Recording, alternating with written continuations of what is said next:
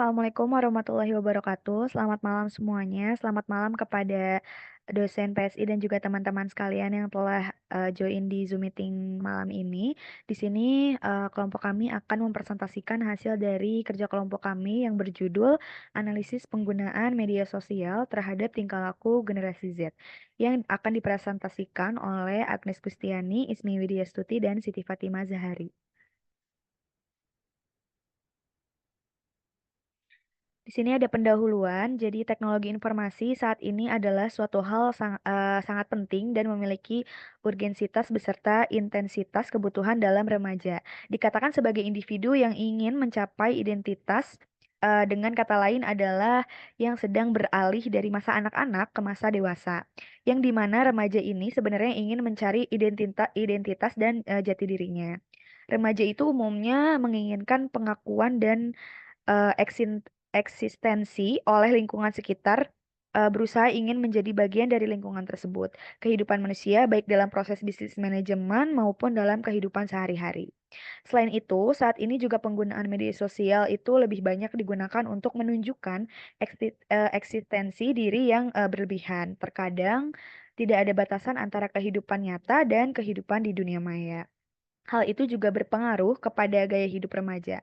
Sampai saat ini, faktor yang sangat mempengaruhi di dalam media sosial yaitu berupa postingan yang menjadi tolak ukur bagi pengguna untuk memperlihatkan gaya hidupnya, mulai dari segi penampilan atau kegiatan lain yang mendukung gaya hidup remaja. Nah, di sini ada masalah yang ditemukan. Jadi, karena perkembangan teknologi informasi, khususnya di media sosial, itu telah mengubah cara manusia berinteraksi dan berkomunikasi. Nah, media sosial ini memainkan peran penting dalam kehidupan sehari-hari, namun juga membawa dampak sosial yang signifikan, terutama pada generasi Z. Nah, dalam konteks remaja ini, penggunaan media sosial juga dapat mempengaruhi perilaku sosial dan gaya hidup secara signifikan. Namun, penggunaan yang berlebihan seringkali menyebabkan kaburnya batas antara dunia maya dan dunia nyata. Dengan dampak negatif seperti eksistensi diri yang berlebihan dan respon stres, sangat penting untuk memahami implikasi ini guna mengembangkan pendekatan yang lebih efektif dalam mengelola dampak media sosial pada Gen Z. Selanjutnya ada tinjauan pustaka. Yang pertama ada data mining. Data mining merupakan pencarian data pada pola atau aturan dari sebuah data yang kapasitasnya sangat besar untuk menemukan informasi baru. Yang kedua, klasifikasi. Klasifikasi memetakan data dalam kelompok ataupun kelas-kelas tertentu. Klasifikasi juga bagian dari metode survive search learning yang menghasilkan aturan dalam mengklasifikasikan data yang diuji ke dalam kelompok ataupun kelas yang telah ditentukan. Selanjutnya ada decision tree. Pohon keputusan atau disebut juga dengan decision tree yang biasa disebut adalah metode dari klasifikasi pada data mining. Selanjutnya, metode penelitian. Metode penelitian kali ini yang kita gunakan satu, pertama identifikasi masalah. Tahapan ini dilakukan yaitu untuk melakukan pendefinisian terhadap masalah. Yang kedua, studi literatur penelitian. Dilakukan secara literatur dari berbagai sumber terkait serta memahami data-data yang ada pada sumber yang berhubungan dengan topik metode klasifikasi algoritma naive Bayes dan C.45 dalam sebuah sistem data mining. Yang ketiga ada analisis. Pada tahap ini dilakukan proses pengkajian, penguraian, dan pemecahan terhadap suatu masalah dan tujuan penelitian. Yang keempat, implementasi paper. Pada tahap ini dilakukan penerapan hasil analisis ke dalam sebuah paper. Ada juga tujuan penelitian ini dilakukan adalah untuk melakukan analisis menyeluruh terhadap penggunaan media sosial dan dampaknya terhadap berbagai aspek tingkah laku generasi Z dengan fokus pada pola konsumsi konten, interaksi sosial, perubahan psikologis, adaptasi gaya hidup, serta pengaruhnya terhadap keputusan konsumsi dan preferensi budaya. Dengan pemahaman yang mendalam mengenai hubungan antara media sosial dan perilaku generasi Z, penelitian ini bertujuan untuk memberikan wawasan yang bernilai pada pemangku kepentingan dalam mengembangkan strategi yang lebih efektif dalam menghadapi tantangan dan peluang yang muncul di era digital ini. Oke, saya kembalikan ke moderator. Baik, terima kasih Ismi atas penjelasannya. Untuk selanjutnya ada hasil proses algoritma C45 yang akan dijelaskan oleh Saudari Agnes. Dipersilahkan. Baik, terima kasih Siti Fatimah. Untuk selanjutnya kita akan membahas hasil proses algoritma C45-nya ya. Berdasarkan dari kuesioner yang tadi kami kumpulkan, ada 150 lebih sampel untuk diolah. Nah, ini node pertamanya yaitu gain tertingginya dari 4 atribut. Yang pertama ada memengaruhi cara Anda berpikir atau bertindak. Yang kedua merasa tertekan atau cemas setelah menggunakan media sosial.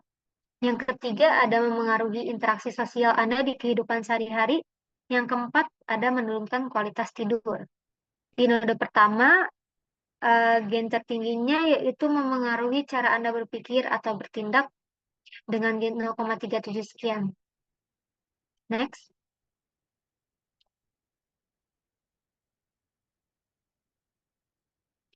Selanjutnya untuk node yang kedua, ada dua yaitu memengaruhi cara Anda berpikir atau bertindak dengan subset mungkin dan tidak. Yang pertama nih ada node kedua dari subset mungkinnya. Ada 3 atribut yang diujikan dan gain tertingginya adalah memengaruhi interaksi sosial Anda di kehidupan sehari-hari. Selanjutnya di subset tidak, gain tertingginya didapatkan oleh memengaruhi interaksi sosial Anda di kehidupan sehari-hari juga. Next. Ada node ketiga dengan memengaruhi interaksi sosial Anda di kehidupan sehari-hari dengan subset tidak dan mungkin. Pada subset tidak, gain tertingginya dari merasa tertekan atau cemas dengan menurunkan kualitas tidur. Yang paling tertingginya adalah menurunkan kualitas tidur di kedua node tiganya. Next. Nah, selanjutnya ada decision tree-nya sesuai dengan tabel yang maksud saya, sesuai dengan node 1, 2, 3 sebelumnya. Yang pertama, ada memengaruhi cara Anda berpikir atau bertindak dengan subsetnya, pasti hasilnya berpengaruh pada tingkah laku. Jika subset tidak, dan memengaruhi interaksi sosial Anda di kehidupan sehari-hari adalah subset iya, maka berpengaruh juga pada tingkah laku. Jika subsetnya tidak, dan menurunkan kualitas tidur, maka ada akarnya lagi, yaitu merasa tertekan atau cemas. Dengan subset tidak, maka tidak berpengaruh pada tingkah laku. Jika subsetnya mungkin, maka berpengaruh pada tingkah laku. Kita balik ke sebelumnya, yaitu menurunkan kualitas tidur. Dengan subset mungkin, maka hasilnya tidak akan berpengaruh. Yang sebelahnya yaitu menurunkan kualitas tidur dengan subset memengaruhi interaksi sosial Anda di kehidupan sehari-hari yang mungkin, maka jika subsetnya iya berpengaruh pada tingkah laku. Jika mungkin, tidak akan berpengaruh. Ya, kita ke atas lagi, memengaruhi cara Anda berpikir atau bertindak dengan subset mungkin, yang hasilnya di mana subset iya pada memengaruhi interaksi sosial, maka berpengaruh pada tingkah laku. Begitupun dengan subset mungkin, hasilnya juga berpengaruh pada tingkah laku. Namun jika tidak, dan mungkin saja menurunkan kualitas tidur, itu tidak akan berpengaruh pada tingkah laku. Namun jika iya, maka berpengaruh pada tingkah laku. Segitu saja yang bisa saya sampaikan. Saya kembalikan kepada moderator. Terima kasih. Baik, terima kasih Agnes atas penjelasannya.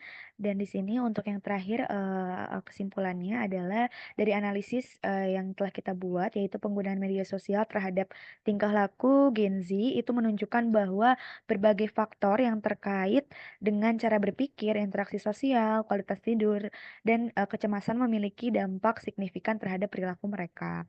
Jika penggunaan media sosial secara langsung mempengaruhi cara berpikir atau bertindak, maka hal itu akan berdampak langsung pada tingkah laku mereka.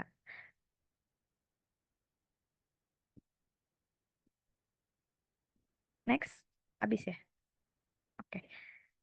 Sekian mungkin yang bisa kami sampaikan. Terima kasih atas perhatiannya. Wassalamualaikum warahmatullahi wabarakatuh. Selamat malam semuanya.